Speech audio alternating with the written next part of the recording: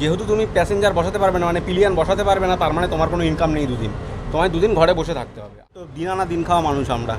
তো ইলেকশন কমিশনের না এগুলো একটু ভাবা উচিত ছিল, ঠিক আছে? এরকম মানে এগুলো বেনজির। নমস্কার বন্ধুরা, একটা ছোট্ট ইনফরমেশান, মানে সামনে ভোট আসছে, তোমরা সবাই জানো। তো ভোটের এই ইলেকশান সম্পর্কে একটা ছোট্ট ইনফরমেশান আমি তোমাদেরকে দেবো, সেই জন্য আজকে তোমাদের সামনে আসা। ছোট্ট ইনফরমেশান সেটা হচ্ছে ইলেকশন কমিশন যে আছে না আমাদের, সেই ইলেকশন কমিশন এই নির্দেশিকাটা জারি করেছে। এটা আজকেই বেরিয়েছে, ঠিক আছে? সকালবেলা আজকেই বেরিয়েছে। তো আমার মনে হলো এটা তোমাদের সাথে শেয়ার করে দেওয়া উচিত, যাতে তোমরা কোনো অসুবিধায় না পড়ো, সেই জন্য। তো নির্দেশিকাটা কী আছে? নির্দেশিকা দেখো, আমাদের এখানে ভোট হচ্ছে দ্বিতীয় দফায় 29 তারিখ। তো 29 তারিখ যেহেতু ভোট আমাদের এখানে, তো 29-এর আগের দিন 28 তারিখ আর 27 তারিখ সন্ধেবেলা 6টা থেকে সকাল 6টা পর্যন্ত একদমই বাইক চালানো যাবে না। মানে বাইকটা তোমার বাড়িতে রেখে দিতে হবে, ঠিক আছে? আর হচ্ছে রইল তোমার 6টার আগে, মানে 28 তারিখ আর 27 তারিখ এই দুদিন সকাল 6টা থেকে সন্ধে 6টা পর্যন্ত তুমি বাইক চালাতে পারবে, কিন্তু তোমার পেছনে যেন কেউ বসে না থাকে।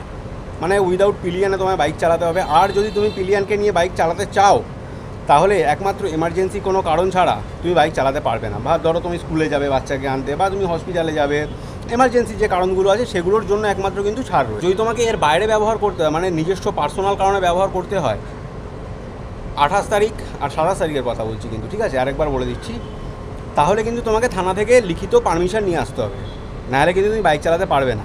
আরেকবার বলে দিচ্ছি, ভালো করে শুনে নাও।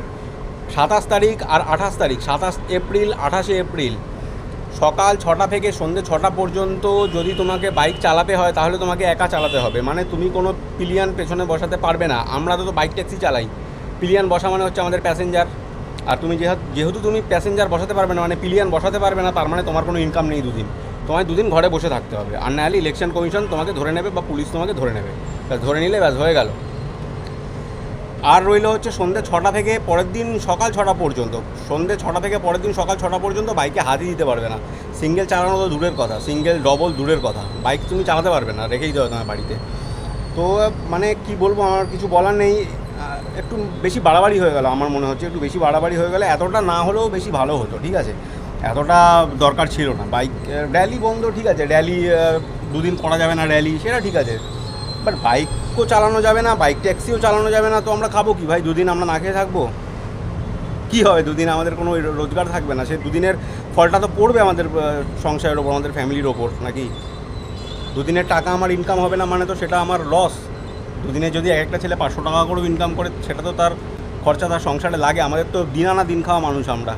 তো ইলেকশন কমিশনের না এগুলো একটু ভাবা উচিত ছিল, ঠিক আছে? এরকম মানে এগুলো বেনজির। এত বছর এত ভোট হয়েছে, সারা দুনিয়ায় ভোট হয়েছে, কোথাও আমার মনে হয় না এরকম কোনো সিস্টেম আছে বলে বা সিস্টেম হয়েছিল বলে।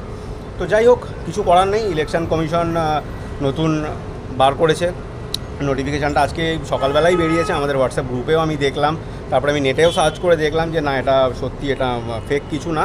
তো দেখো, আমি একবার দিয়ে দিলাম, স্ক্রিনশট দিয়ে দিলাম নোটিফিকেশানটার।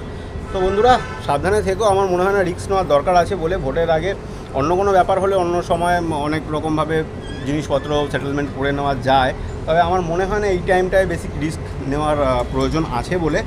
তো বন্ধুরা, তোমরা সবাই ভালো থেকো। আরেকবার বলে দিচ্ছি, একটু ভালো করে মন দিয়ে পরিষ্কার করে শুনে নাও। 27 তারিখ 28 তারিখ সকাল 6টা থেকে সন্ধ্যে 6টা, নো পিলিয়ান, একা বাইক চালাতে পারবে, যেখানে ইচ্ছা ঘুরে বেড়াও একা, কোনো অসুবিধা নেই। 27 তারিখ আর 28 তারিখ সন্ধ্যে 6টা থেকে সকাল 6টা পর্যন্ত বাইক চালাতেই পারবে না, ঠিক আছে? বাইক চালানোর ওপরই নিষেধাজ্ঞা আছে, ঠিক আছে? আর মেডিকেল এমার্জেন্সি এগুলোর ওপরে ছাড় আছে। আর এছাড়াও যদি তোমার মনে হয় যে না, আমার খুব এমার্জেন্সির কোনো দরকার আছে, মেডিকেল বা অন্য কোনো কারণ ছাড়া, তাহলে তোমায় কিন্তু থানা থেকে লিখিত পারমিশন করে নিয়ে আসতে হবে। এই হচ্ছে ব্যাপার।